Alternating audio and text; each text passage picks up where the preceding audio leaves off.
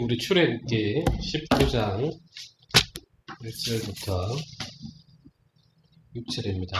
오늘 출애굽기 18장, 19장 나가도록 하겠습니다. 이스라엘 자손이 애굽 땅을 떠난 지 3개월이 되던 날 그들이 시내 광야에 이르니라. 그들이 르비딤을 떠나 시내 광야에 이르러 그 광야에 장막을 치되 이스라엘이 거기 산 앞에 장막을 치니라. 모세가 하나님 앞에 올라가니 여호와께서 산에서 그를 불러 말씀하시되 너는 이같이 야곱의 집에 말하고 이스라엘 자손들에게 말하라. 내가 애굽 사람에게 어떻게 행하였은가? 내가 어떻게 독수리 날개로 너희를 업어 내게로 인도하였음을 너희가 보았느니라. 세계가 다 내게 속하였나니 너희가 내 말을 잘 듣고 내 언약을 지키면 너희는 모든 민족 중에서 내 소유가 되겠고 너희가 내게 대하여 제사장 나라가 되며 거룩한 백성이 되리라. 너는 이 말을 이스라엘 자손에게 전할지니라. 아멘. 네.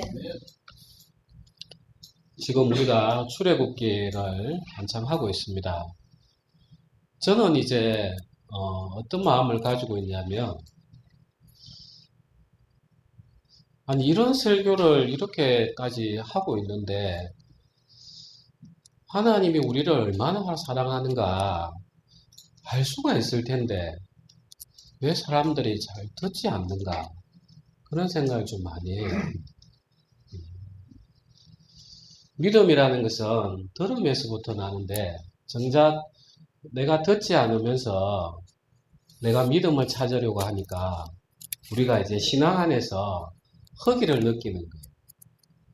제가 지금까지 이제 그 전도사 시절부터 올렸던 그 설교 내용들이 한 150, 60개는 이제 어느덧 될 겁니다. 저는 이제 그 설교를 들을 때 깜짝깜짝 놀라는 게 있어요.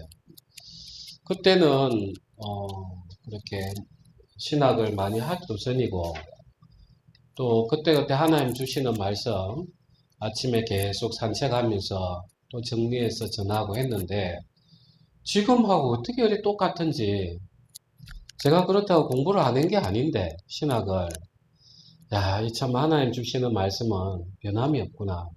제가 깜짝 놀라는 그런 말씀들이 참 많이 있습니다. 그러면서 우리는 그때그때 하나님이 우리에게 주시는 말씀에 귀를 기울여야 되겠구나. 이 출애굽기의 여정을 보면은 하나님이 그 이스라엘 백성을 애굽에서 노예된 백성을 어떻게 믿게 하나님이 보여주시고 기적을 통해서 그 다음에 이 6월절 어린 양을 통해서 우리가 어떻게 지금 살아가고 있는가. 우리는 다 죽어야 되는데 왜 우리가 지금 살아있지? 6월절 어린 양 때문에 너희가 살아있다. 그 예수 그리스도 때문에. 그래서 이제 건져내고 그 홍해를 거치면서 우리는 이제 새로운 세상을 발을 내디딘 거죠. 이스라엘 백성들은. 그러면서 하나님이 주시고자 하는 젖과 꿀이 흐르는 그 가나안 땅을 향해 걸어가고 있는 그 모습을 우리가 계속해서 보고 있어요. 그걸 우리 인생에 돌아보면은 우리가 그렇잖아요. 내가 평생 육체의 종노릇 하다가 내가 돈을 따라 살다가 내가 권세를 따라 살다가 내가 건강을 따라 살다가 평생 그게 종이 되어 있었잖아요. 그런데 어느 날 하나님이 우리를 불러서 그 세계가 아닌 그 홍해를 건너서 새로운 세계로 우리를 이끌어 주시는데 이 삶이 이 출애굽기의 삶을 이스라엘 백성의 삶만 제대로 본다면 우리가 어떻게 하면은 하나님을 만나고 어떻게 하면은 내가 하나님이 주시는 말씀을 내가 직접 체험할 수 있는가? 이 지금 그 교과서인 거예요. 완벽하게. 제가 출애굽기 레위기를 계속 보면서 예전에는 정말 보지 못했던 그 하나님의 원대한 그 계획들을 참 많이 발견하고 있어요. 그래서 저는 모름지기 출애굽기 이 설교에 대해서 정말 많이 들었으면 좋겠어요. 이게 바로 우리가 하나님께서 우리에게 주시는 믿음이 뭔가 그냥 보여주는 그런 성경입니다. 오늘 우리가 출애굽기 19장에 이제 이스라엘 백성이 드디어 시내산에 시내 광야에 도착하는 그런 모습을 보여주고 있어요. 그런데 여기에 도착하기 직전에 18장에 보면 무슨 일이 있냐면 그 모세의 장인 이드로가 모세를 찾아와요. 모세를 찾아와 가지고 이 이드로는 미디안의 엘이라는 신, 그러니까 미디안 족속이 믿고 있는 그 부족 신의 제사장이에요. 그 이드로가 찾아와서 이제 모세가 얼마나 반가웠겠습니까? 그러면서 이제 모세가 그 장인에게 이스라엘 민족에 대해서 일어났던 그 애굽에서 일어났던 모든 역사의 이야기를 다 해줬어요. 그러니까 이제 이 이드로 장인이 뭐라 이야기하느냐 한번 보십시오. 18장 10절 한번 보십시오. 이드로가 이르되 여호와를 찬송하리로다. 너희를 애굽 사람의 손에서와 바로의 손에서 건져내시고 백성을 애굽 사람의 손 아래에서 건지셨도다. 이제 내가 알았도다. 여호와는 모든 신보다 크심으로 이스라엘에게 교만하게 행하는 그들을 이기셨도다 하고 모세의 장인 이드로가 번제물과 희생제물들을 하나님께 가져오매 아론과 이스라엘 모든 장로가 와서 모세의 장인과 함께 하나님 앞에서 떡을 먹으니라. 그야말로 바로는 모세가 가서 우리의 하나님 여호와가 우리의 백성을 다 건져내서 제사를 지내게 하라고 하십니다 하니까 바로가 여호와가 누구가 안 돼 이랬단 말이에요. 그에 대한 대답을 지금 이 이드로가 하고 있는 거예요. 내가 알았도다. 여호와는 모든 신보다 크심으로. 그 당시에는 여러 부족신들이 있으니까 그런 다신 중에 가장 큰, 지금 우리는 이제 오직 하나님만 유일한 신이신데 이 이드로 입장에서는 그 모든 신 중에 가장 크다. 애굽 백성들도 그렇게 고난을 당했는데 답을 얻지 못했던 것을 장인 이드로가 이렇게 이야기를 하고 있어요. 그러면 우리가 상식적으로 이 이드로가 이러한 걸 이야기를 들었다면 모세가 장인어른 우리와 같이 광야에서 가나안 땅으로 들어가서 하나님을 섬깁시다 하면 갈 것 같은데 우리가 27절 보십시오. 18장 27절 모세가 그의 장인을 보내니 그가 자기 땅으로 가니라. 이 이드로는 하나님을 따라서 광야를 통해서 가나안으로 가지는 않아요. 참 이게 신기해요. 제가 이제 어제 왜 이드로가 가지 않았을까? 여기에 대해서 제가 어제 한 몇 시간을 계속 어제뿐만 아니라 지난주에 왜 하나님이 이 이드로에 대해서 18장에 이렇게 많이 넣어두었을까 하는 생각들을 참 많이 했어요. 참 하나님하고 동행하는 삶이라는 것이 내가 하나님을 잘 안다고 해서 하나님하고 동행하는 것도 아니구나. 그걸 또 느끼게 됐어요. 그야말로 하나님하고 동행하는 삶이라는 것은 하나님께서 우리를 택하여 주시고 끌고 가지 않으면 우리는 한 발자국도 나아갈 수 없는 삶이구나 하는 걸 참 느끼면서 이 이드로조차도 여호와를 알면서도 지식적으로는 알았는지는 모르겠지만 참 하나님을 경험하지 못했구나. 그러면 우리는 어떻게 해야 참 하나님을 만나는가? 그게 오늘 19장에 있는 이야기예요. 이제 19장 들어가기 전에 조금만 좀 더 18장 보겠습니다. 18장 14절 모세의 장인이 모세가 백성에게 행하는 모든 일을 보고 이르되 내가 이 백성에게 행하는 이 일이 어찌 됨이냐? 어찌하여 내가 홀로 앉아있고 백성은 아침부터 저녁까지 내 곁에 서 있느냐? 모세가 그의 장인에게 대답하되 백성이 하나님께 물으려고 내게로 오미라. 그들이 일이 있으면 내게로 오나니 내가 양쪽을 재판하여 하나님의 율례와 법도를 알게 하나이다. 모세의 장인이 그에게 이르되 내가 하는 것이 옳지 못하도다. 너와 또 너와 함께한 이 백성이 필경 기력이 쇠하리니 이 일이 너에게 너무 중함이라. 내가 혼자 할 수 없으리라. 이제 내 말을 들으라. 내가 너에게 방침을 가르치리니 하나님이 너와 함께 계실지로다.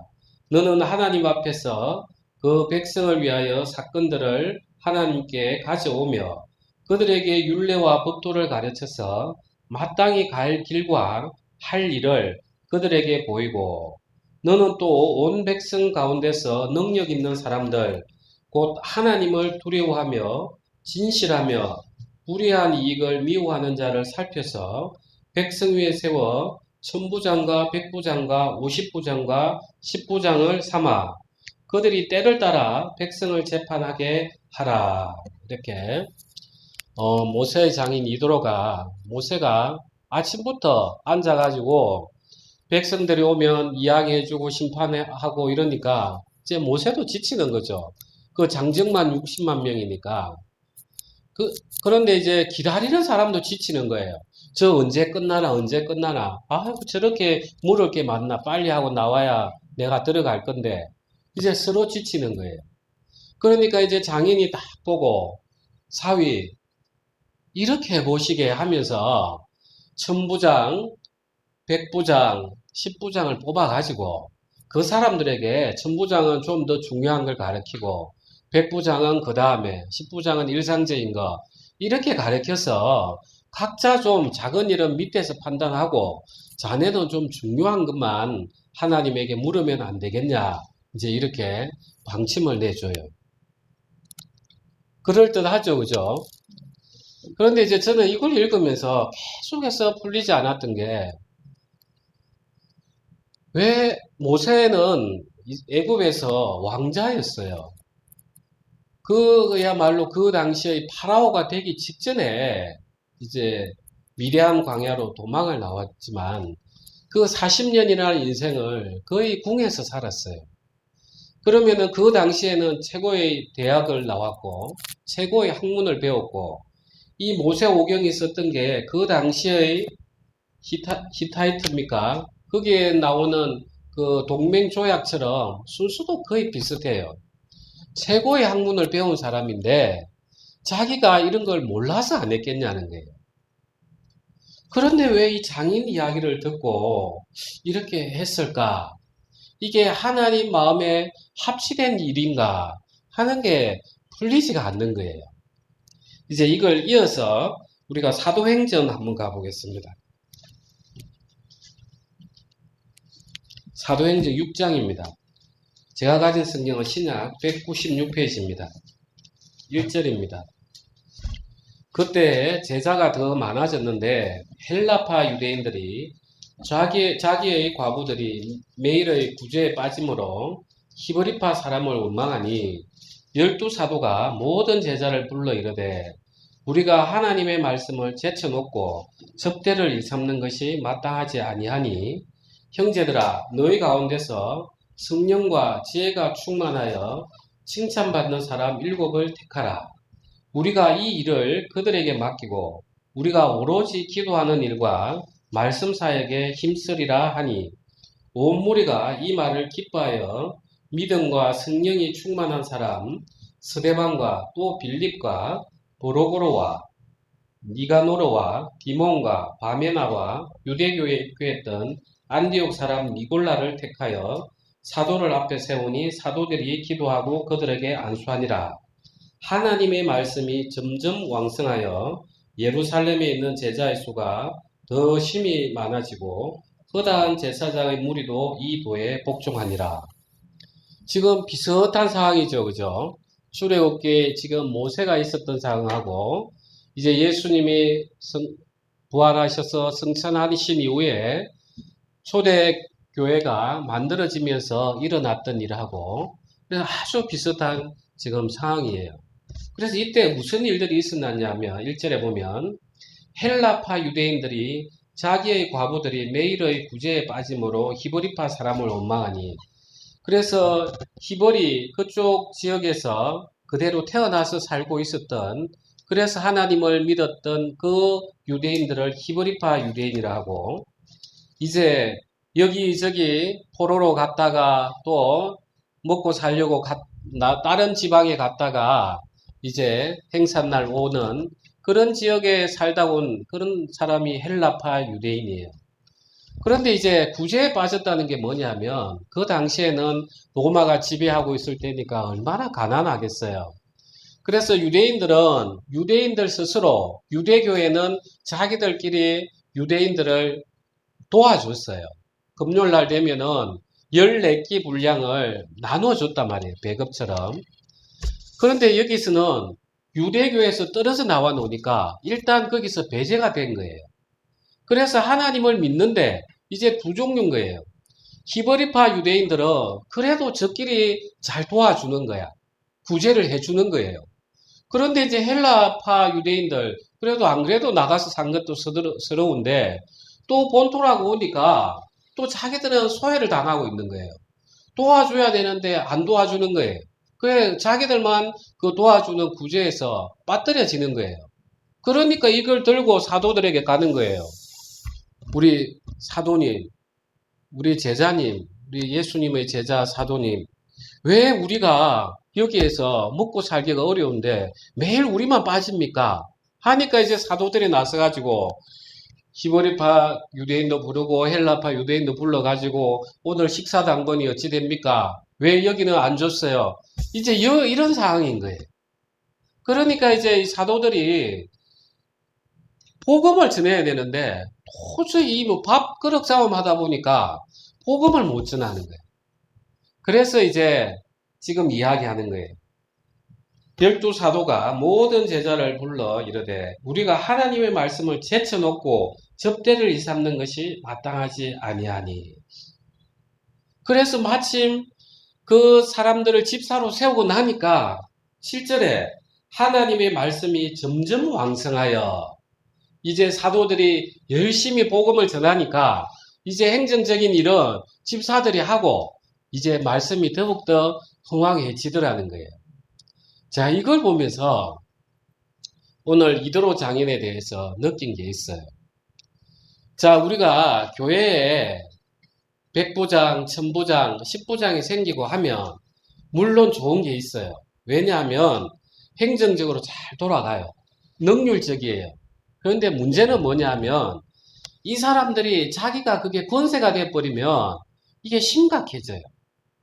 그 당시에 천부장, 백부장, 십부장들은 재판도 했고 전쟁에 나가면 조장도 하고 했는데 이 사람들이 나중에 어떻게 되냐면 재판을 거르쳐 가지고 이 유대인들을 더욱더 우상 숭배로 나아가게 해버려요. 그래서 두 주머니에 공평한 저울추를 넣으라는 그 이야기도 나오듯이 재판을 다 굳게 하는 거예요. 그래서 하나님은 인간 스스로가 뭘 세워가는 걸 사실 원하지 않아요. 이스라엘에서도 왕을 세울 때 하나님은 너희가 나를 버렸도다 이런단 말이에요. 하나님은 우리와 직접적으로 대면하고 싶고 직접적으로 거기에 대해서 마음을 주고 싶고 또 교제하고 싶은데 사람이 중간에 탁탁 서면 그 사람이 우상이 된단 말이에요. 오늘날 큰 교회들 보십시오. 그 목사님, 우리 목사님, 저도 빨리 그래 한번 경험해 봤으면 좋겠는데, 그 목사가 그냥 예수님 자리에 그냥 앉아 있는 거예요. 그래서 어떤 교회에서는 거기에 너무 실망해서, 그래, 직분은 필요 없어. 이런단 말이에요. 그건 또 성경적이지 않아요. 직분이라는 존재는 필요해요. 왜? 그런데 목적이 딱 한 가지인 거예요. 말씀을 전하기 위한 모든 것에 대해서 뒤에 그 일들이 감당이 되어야 된다는 거예요. 그걸 벗어나는 순간 교회는 그냥 세상적인 권력에 계층하고 너무나 비슷한 거예요.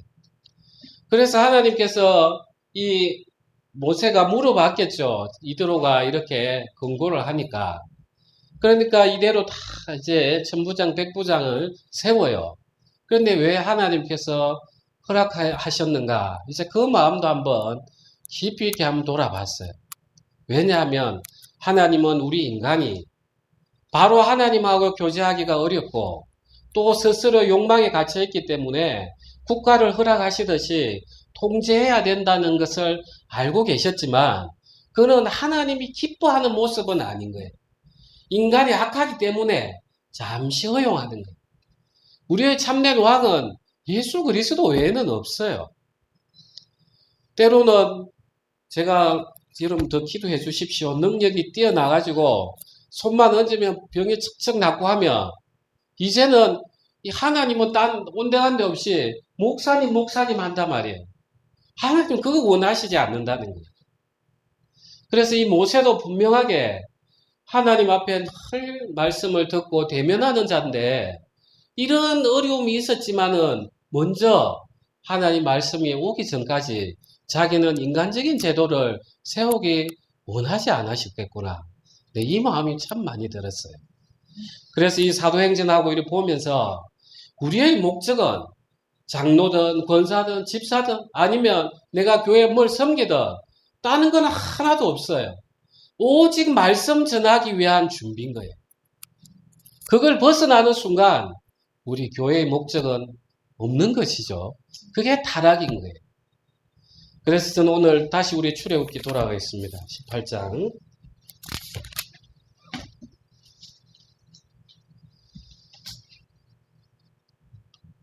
23절에 18장.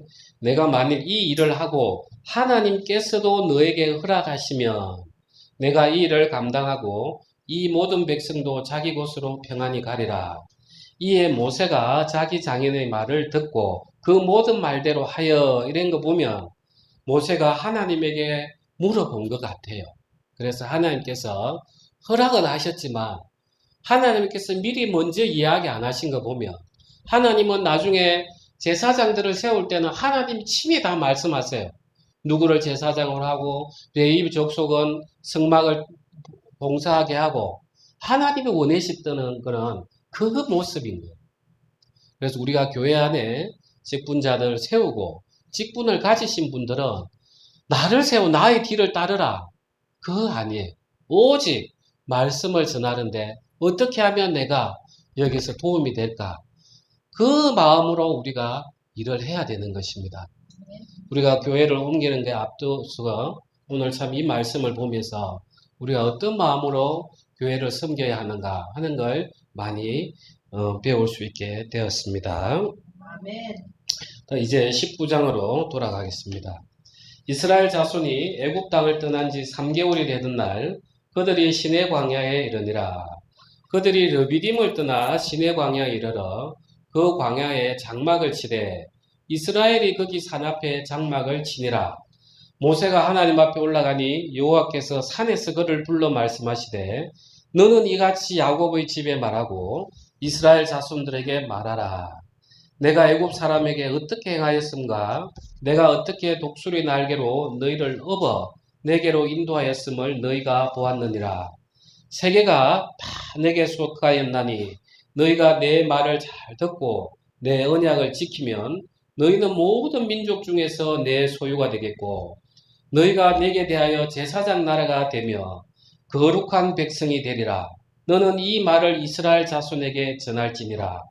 모세가 내려와서 백성의 장로들을 불러 여호와께서 자기에게 명령하신 그 모든 말씀을 그들 앞에 진술하니 백성이 일제히 응답하여 이르되 여호와께서 명령하신 대로 우리가 다 행하리이다. 모세가 백성의 말을 여호와께 전하매 여호와께서 모세에게 이르시되 내가 빽빽한 구름 가운데서 너에게 임함은 내가 너와 말하는 것을 백성들이 듣게 하며 또한 너를 영영히 믿게 하려 함이니라. 모세가 백성의 말을 여호와께 아뢰었으므로 여호와께서 모세에게 이르시되 너는 백성에게로 가서 오늘과 내일 그들을 순결하게 하며 그들에게 옷을 빨게 하고 준비하게 하여 셋째 날을 기다리게 하라. 이는 셋째 날에 나 여호와가 온 백성의 목전에서 시내산에 강림할 것임이니 너는 백성을 위하여 주의 경계를 정하고 이러기를 너희는 삼가 산에 오르거나 그 경계를 침범하지 말지니 산을 침범하는 자는 반드시 죽임을 당할 것이라. 자, 하나님께서 지금 모세에게 이야기하시는 거예요. 내가 이제 시내산에 강림하겠다. 하나님의 영광이 드러나겠죠. 그런데 너희는 아주 성결하게 해서 백성들은 절대 올라오지 못하게 하라. 내가 너희를 모세를 만나겠다. 이제 이 이야기 하시는 거예요. 자, 지금부터가 중요합니다. 오늘 말씀의 핵심이 여기부터예요. 하나님은 아담을 창조하셨을 때 이 아담을 통해서 에덴 동산이 넓어지고 온 세계에, 이 피조 세계에 하나님의 영광이 드러나길 원하셨어요. 그런데 아담이 그 하나님께서 선악과 먹지 마라, 그 율법을 지키지 못했던 거예요. 사단이 주는 그 마음 때문에. 그래서 하나님께서 아담에게, 하와에게, 뱀에게 심판을 내리고 그 다음에 했던 게 뭐냐 하면 아담에게 동물을 죽여서 가죽옷을 입혀주었어요. 이 이야기 다 알고 계시죠? 자, 이 가죽옷을 입는다. 특별한 거예요. 자, 이제는 우리가 하나님을 만날 때는 예전처럼, 죄가 있기 전처럼 그냥 만날 수 있는 관계가 아니에요.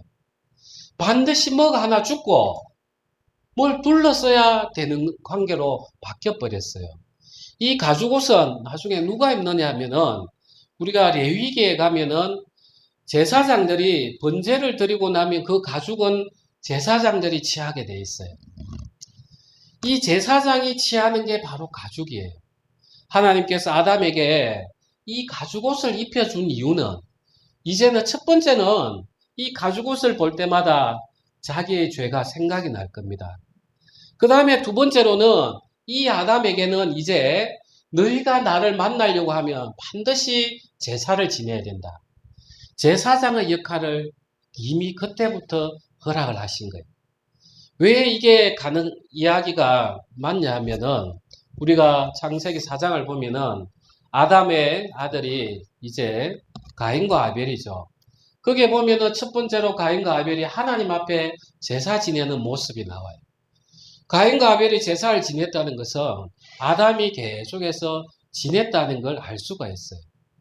그래서 이제는 죄가 있고 난 이후부터는 우리는 하나님을 만날 때는 그냥 절대 갈 수가 없는 거예요. 반드시 제물이 필요하다는 걸 우리가 알 수가 있어요. 그런데 이제 인간이 어떻게 가냐 하면은 에덴 동산에서 쫓겨났으면 우리는 다시 에덴으로 들어갈 국리를 내야 되는데 그 사람들은 자꾸 에덴 동쪽에서부터 멀어져 가요. 그 아담의 첫 번째 아들 가인이 어떻게 멀어져 갔는가? 우리 창세기 4장 한번 가겠습니다. 4장 16절입니다. 가인이 여호와 앞을 떠나서 에덴 동쪽 놋 땅에 거주하더니 아내와 동침하매 그가 임신하여 에녹을 낳은지라. 가인이 성을 쌓고 그의 아들의 이름으로 성을 이름하여 에녹이라 하니라. 자, 이제 이 가인은 하나님 앞에서 더 떠나가는 거예요. 동쪽으로. 그리고 이제 성을 쌓았어요. 자, 우리는 하나님께서는 우리를 만드실 때 하나님의 영광이 이 땅에 가득하도록 하나님의 이름이 세상에 온 천지에 가득하도록 그렇게 만드셨는데 이 가인은 이제 자기의 이름을 내는 거예요. 아들을 낳아서 야, 이 성 그래 이제 내 자식이 잘 되라고 에녹이라 지어주자. 이제는 하나님을 이름을 내는 것이 아니라 자기의 이름을 내는 쪽으로 계속해서 에덴 동쪽으로부터 더 멀어지는 거예요.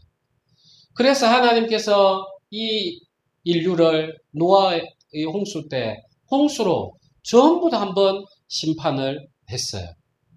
그런데 심판을 하고 나서 또 노아가 어떤 모습을 보이는지 창세기 8장으로 가보시겠습니다. 8장 20절입니다.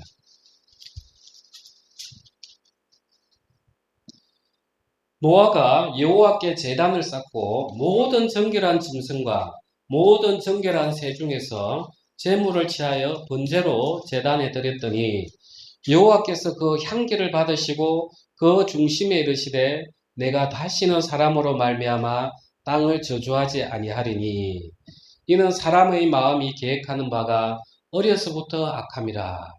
내가 전에 행한 것 같이 모든 생물을 다시 멸하지 아니하리니. 이제 이 노아가 제사장의 역할을 하고 있는 거예요. 하나님 앞에 번제를 드리니까 하나님께서 이제 그 향기를 이제 흠향하면서 기뻐하시는 거예요. 그래서 우리 인류는 계속해서 하나님 앞에 나아가려고 하는데 이 에덴 동쪽은 막혀 있고 나는 죄인이고 그래서 나를 대속할 뭐가 하나 계속 필요했던 거예요.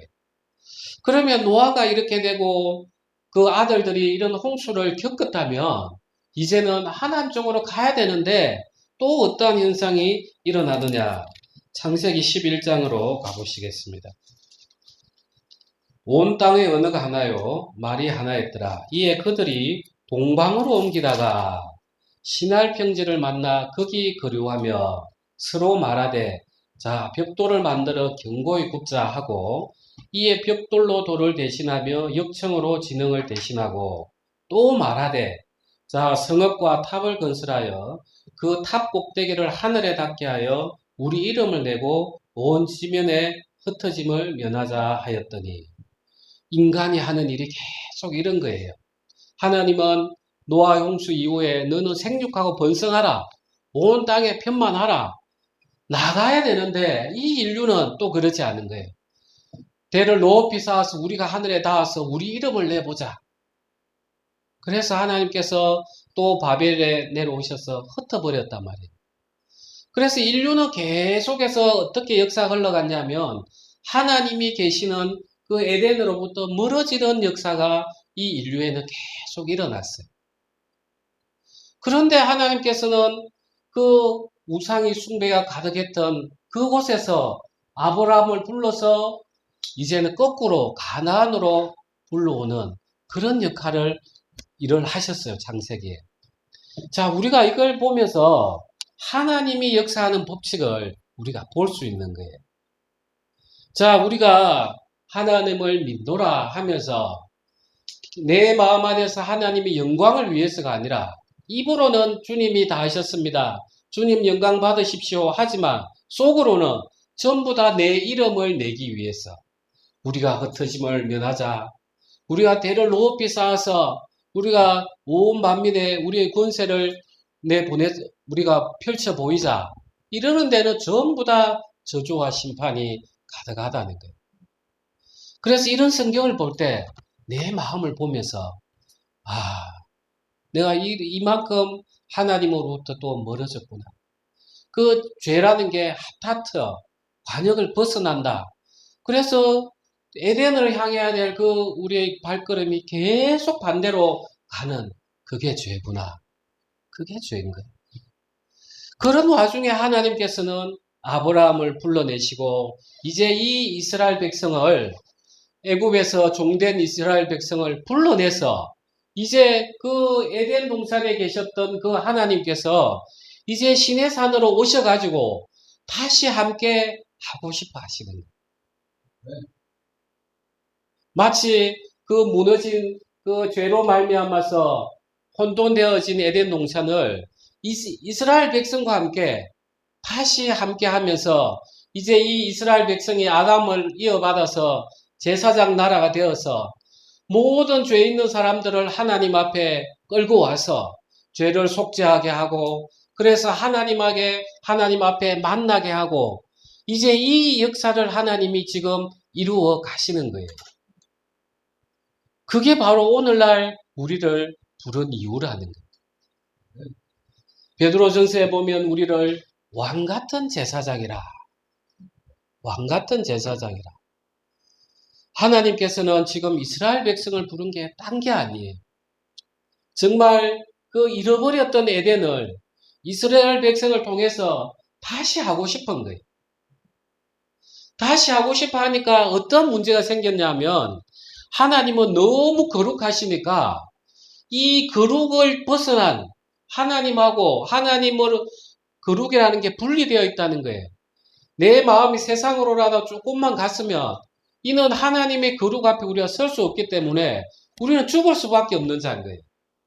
그러니까 하나님께서는 이스라엘 백성 보고 너희는 옷을 깨끗이 하고 그리고 산 근처에도 오지 말라고 밑에 있고 모세 너만 올라오라고. 하나님은 우리가 함께 하고 싶은데 우리가 거룩하지 못하고 정결하지 못하니까 함께 있을 수가 없는 거예요.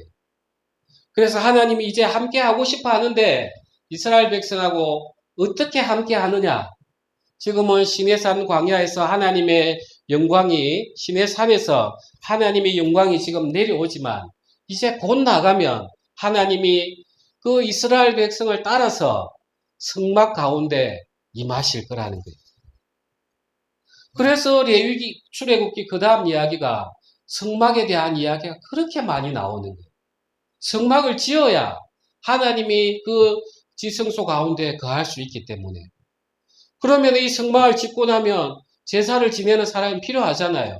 그럼 제사장을 누굴 세워야 되겠죠. 제사장에 대한 규례가 또 나올 수밖에 없는 거예요. 그러면 제사장이 있고 성막이 있으면 뭐 하기 위해서 있는 거예요? 제사 지내기 위해서. 그래서 레위기에는 제사 지내는 법이 나오는 거예요. 그래서 지금 출애굽기 레위기가 딴 게 아니라 우리 죄 지은 인간이 어떻게 하면 하나님을 만날 수 있는가? 그 이야기를 가르쳐주고 있는 것입니다. 하나님이 그 하시는 목적은 우리와 함께 만나기 위해 하신 거예요. 마치 아담이 하나님과 에덴 동산에 죄만 없었다면 늘 거했을 거예요. 죄 때문에 이제 아담이 스스로 숨게 되었던 거죠. 그래서 성막을 만드는 이유도 하나님이 거하시면서 우리와 만나기 위해서. 그래서 성막을 회막이라 만나는 장소라 이렇게 이야기하시는 거예요. 하나님께서 지금 우리에게 이야기하시는 거예요. 이 거룩한 산에 너희가 거룩하지 못하면 올라오면 너희가 죽을까? 하나님께서는 지금 우리를 만나고 싶어 하는데 우리가 거룩하지 못하면 죽을까? 오히려 하나님이 이제 먼저 염려하시는 거예요. 자, 우리가 하나님을 만나는 게 다른 게 아니에요. 여러분 거룩합니까? 여러분 거룩하세요? 거룩하십니까? 안 하요? 예, 아니요로 이야기하세요. 거룩하십니까? 거룩하시다고요? 그래도 막 할렐루야네. 사실 우리에게는 거룩이 없어요. 우리에게는 정결함도 없어요. 우리가 기도를 드리는 것도 다 육체 오염돼서 나와요. 다만 하나님께서 예수님으로 말미암아서 받으시는 거예요. 그래서 우리가 거룩하고 정결해지는 방법은 다른 게 아닙니다. 이 정결이란 뜻 자체가 우리는 깨끗한 걸 씻는 걸 이렇게 생각하는데 그게 아니에요. 그 원어로는 모든 게 드러난다 이 뜻이에요. 정결이라는 게. 그래서 내가 하나님 앞에 가려고 할 때 하나님 하면서 막 기도하고 부르짖고 그 하기 전에 먼저 나를 보는 거예요. 내 안에 이 더러운 욕망들을 내가 먼저 봐야 되는 거예요. 기도를 한다고 하면서 솔직히 내 안에 욕망으로 가득 찬 게 우리 인간 아닙니까? 그걸 하나님 앞에 드러내 놓는 거예요. 그게 정결한 거예요. 하나님, 제가 하나님을 믿는다 하지만 제 마음 안에는 사실 저 욕망들로 가득합니다. 하나님, 제가 이거 하나님 앞에 내놓습니다. 그래서 문둥병자가 온몸이 하얗게 될 때 그때 정하다고 한 게 그것 때문에 그런 거예요. 내가 뭘 숨기려고 하면 안 돼요. 내가 거룩한 척, 내가 깨끗한 척 하는 순간 계속해서 우리는 하나님 앞에 더욱더 우리를 가려내는 거예요. 아담이 숨는 것처럼. 여러분, 하나님하고 하나님 음성을 듣고 싶습니까? 하나님과 만나고 싶습니까? 이 원리가 이건 거예요. 이건 거예요. 너희는 정결해라. 정결해라. 하나님, 내 안에 이게 더러운 게 많습니다. 내가 주님 앞에 이거 드러내 놓습니다. 주님께서 이걸 깨끗하게 하시지 않으면 제가 어떻게 이걸 할 수 있겠습니까? 내 육체를 아시지 않습니까? 주님, 제 안에 미움이 이렇게 많습니다. 제가 육체인데 어떡하겠습니까? 주님, 그 나를 사랑했던 그 십자가의 사랑으로 제가 그분들을 바라보게 해주십시오. 주님께서 하셔야 됩니다. 그러면서 또 내 안에 내 욕망으로 내 의지에 잡혔던 것들이 힘을 잃으면서 또 하나하나 내려놔지는 거예요. 그리고 거룩이라는 것은 분리됐다는 거예요. 세상으로부터 분리된. 하나님, 제가 살아가는 인생의 목적이 뭡니까? 내가 이 세상 잘나고 출세하려고 살아갑니까? 하나님, 제가 살아가는 이유는 정말 내 사랑하는 사람들, 그분들에게 이 말씀을 전하는 그야말로 제사장이 되어서 죄 있는 사람들을 끌고 와서 하나님 앞에 회개시키고 하나님을 믿게 하고 이게 제 일이 아닙니까? 이게 분리되는 거예요. 이게 거룩인 거예요. 그 가운데서 하나님이 우리를 만나 주시는 거예요. 그래서 우리 그리스도인들이 오늘날 힘이 없는 이유가 뭐냐? 복음을 전하보지 않으니까 힘이 없는 거예요. 복음을 전하면 우리가 얼마나 많은 어떤 부딪힘들이 있는지 느껴져요. 내가 그 사람을 복음 전하려고 어떻게 섬기더라도 사람 마음 한 번 자기 마음 꼬이면 문 닫아버리잖아요. 그런데 내가 참아가면서 그 사람 영혼을 위해서 기도하고 그 과정에서 예수님 나를 이렇게 사랑하셨습니까? 이런 나를 왜 사랑하셨습니까? 하면서 또 예수님과 하나가 되지고 하나님 저에게 힘 좀 주십시오. 하나님 저 우리 사랑하는 가족들 주님께서 은혜 입혀 주시지 않으면 어떡하겠습니까? 하면서 또 매달리고 그러면서 또 내가 살아가는 이유가 바로 이거구나 하면서 내가 또 세상하고 분리가 되는 거예요. 하나님이 이 시내산에 강림하시는 이유는 딴 게 아닙니다. 내가 이제 너희를 애굽의 종살에서 불러냈던 너희와 함께하면서 너희를 제사장 같은 민족으로 내가 만들고 싶다. 너희는 그 세상 사람들 내 앞으로 데리고 와서 너희가 제사를 지내서 나와 만나게 해주고 나 이름을 온 세상에 늘려서 다 믿도록 해달라고 그걸 위해서 불러내신 거라는 거예요. 그래서 하나님께서 우리 보고는 이야기하시는 거예요. 내가 거룩하니 너희도 거룩하라. 그래야 우리가 하나님하고 같이 마음이 맞춰지면서 역사가 일어나는 거예요. 그게 우리 살아가는 이유인 거예요. 혹시라도 우리가 그동안 오면서 내가 하나님 믿고 이 세상 잘 살다 가야지 하나님 도와주십시오. 이런 마음을 먹고 계셨다면 오늘 당장 돌이키십시오. 그는 하나님이 계셨던 에덴 동산에서부터 더욱더 멀리 동쪽으로 향해서 도망가는 그 죄인의 모습인 것입니다. 그 우리가 탕자 이야기처럼 탕자 이야기가 성경 이야기죠. 성경 모든 걸 집약해 놓은 이야기예요. 정말 돼지 우리에서 지엄나무 열매 먹으면서 내 인생이 왜 이럴까?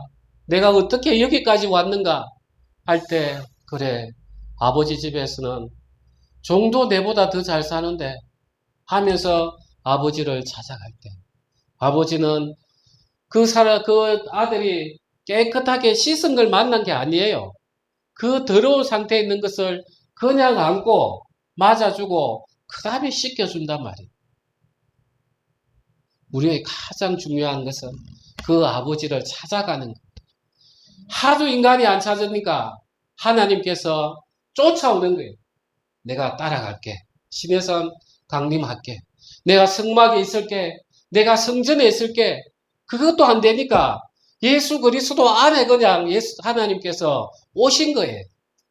그 다음에는 우리 인간이 또 예수님을 못 믿으니까 성령으로 우리에게 오셔서 이 말씀을 듣게 하고 있는 거예요. 여러분, 회개를 깊이 한번 해보십시오. 내 마음 안에 있는 이 욕망들을 깊이 쳐다보면은 하나님께서 그 간절한 그 긍휼의 마음이 훅 들어옵니다. 하나님을 만나요. 제가 며칠 전에 그 큰 경험을 하나님 또 오랜만에 제가 기도가 워낙 요즘에 부족해가지고 하나님 앞에 너무 부끄러웠는데 하나님께서 그 마음을 깊이 주시는 거예요. 하나님, 제가 이렇습니다. 이렇습니다. 그렇게 하니까 하나님께서 얼마나 따뜻하게 마음을 만져주시는지 그렇게 하면서 우리가 성령을 알아가는 거예요. 여러분, 꼭 설교를 많이 들으십시오. 그리고 설교를 들으시면서 이제 창세기부터 우리가 알잖아요. 계속 들어보세요. 하나님이 우리를 얼마나 사랑하는지, 얼마나 사랑하면 에덴에서부터 나오셔가지고 지금 우리 안에까지 쫓아오시는지 그 사랑을 느낄 수가 있을 것입니다. 감사합니다. 우리 기도하겠습니다.